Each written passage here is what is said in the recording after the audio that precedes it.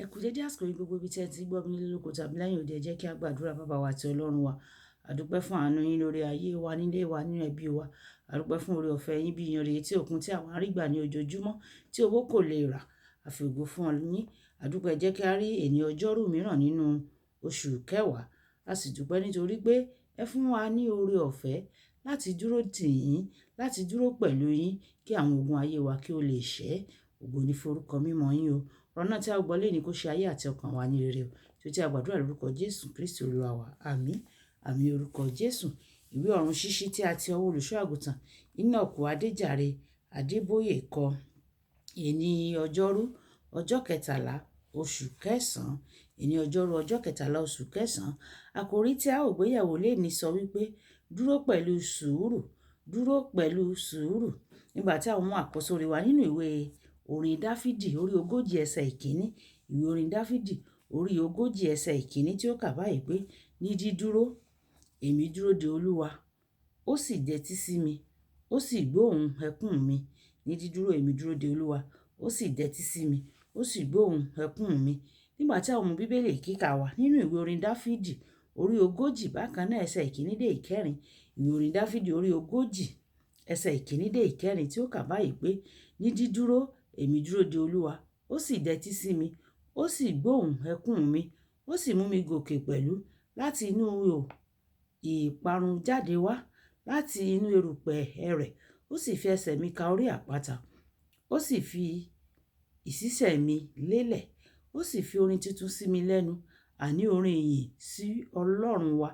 Ọ̀pọ̀ ènìyàn ni yóò rí tí yóò sì bẹ̀rù, tí yóò sì gbẹ́kẹ̀lé Olúwa.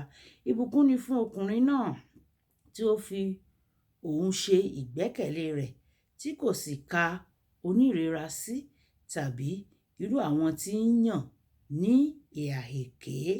Kí Olúwa kó bùkún kíkà àti gbígbọ́ ọ̀rọ̀ rẹ̀. Wáyé ẹ jẹ́ ká tẹ́tí bẹ̀rẹ̀ jẹ́ láti gbọ́n tí olùṣọ́ àgùntàn Enoch Adeboye ní fún wa ní èní nínú ìwé bíbélì kíkà wa fún tòní. Dáfídì wí pé òun dúró de Olúwa. Gbólóhùn yìí ni a lè túmọ̀ sí pé mo dúró de àsìkò Olúwa. Ìdí èyí ni pé Ọlọ́run ní àlàkalẹ̀ tí ó ń bá ṣiṣẹ́ bí a ṣe rí nínú ìwé orin Dáfídì orí 121 ẹsẹ̀ ìkẹtàlá. Èyí ẹ̀wẹ̀ kò túmọ̀ sí pé àkókò máa ń de Ọlọ́run. Fún àpẹẹrẹ nínú ìwé Àìsáyà orí 140 ẹsẹ̀ ìkẹjọ, nígbà tí ọba fẹ́ àmì pé Ọlọ́run ti gbọ́ àdúrà rẹ̀, wòlíì sọ pẹ̀lú ìgboyà pé oòrùn yóò lọ sẹ́yìn ní ìwọ̀n 6, ó sì rí bẹ́ẹ̀. Nínú ìwé Jóṣúà orí 10 ẹsẹ̀ 12 dé 14, Ọlọ́run ran Jóṣúà lọ́wọ́ láti dá oòrùn dúró kí ó má ṣe wọ̀, kí àwọn ọmọ Ísírẹ́lì lè yanjú àwọn ọ̀tá wọn. Nínú ìwé Jòhánù orí 11 ẹsẹ̀ 21, Màríà sọ fún Jésù pé ó pẹ́ dé nítorí tí arákùnrin rẹ̀ ti kú, ṣùgbọ́n Olúwa dá ohun tí kò ṣeé dá padà. Lásárù sì padà di alààyè. Ọlọ́run lè dá àkókò padà nítorí tìrẹ pẹ̀lú. Ṣáà rí dájú pé ó dúró dè é pẹ̀lú sùúrù nínú ìgbàgbọ́. Mo dúró lè túmọ̀ sí Ọlọ́run, ìwọ ni ìrètí mi kan ṣoṣo. Mi ò ní lọ sí ibikíbi àfi ìgbà tí o bá dá mi lóhùn. Nínú ìwé Genesis orí 22 ẹsẹ̀ 24 títí dé ẹsẹ̀ 29, Jákọ́bù kọ̀ láti jẹ́ kí áńgẹ́lì lọ àfi bí ó bá súre fún òun. Ó lè dùn mọ́ ọ láti mọ̀ pé Ọlọ́run máa ń fẹ́ràn rẹ nígbà tí o bá kọ̀ láti jẹ́ kí òun lọ àfi bí ó bá súre fún ọ. Nínú ìwé Lúùkù orí 18 ẹsẹ̀ 1 dé ẹsẹ̀ 8, Jésù kọ́ wa nípa àdúrà gbígbà láì sàárẹ̀, nípa lílo opó kan tí kò jẹ́ kí onídàájọ́ ìkà náà sinmi títí tí ó fi gba ẹ̀san rẹ̀. Ó ṣàlàyé pé bí o bá fi ara mọ́ Ọlọ́run, ìwọ yóò rí ohun tí ò ń béèrè fún gbà o.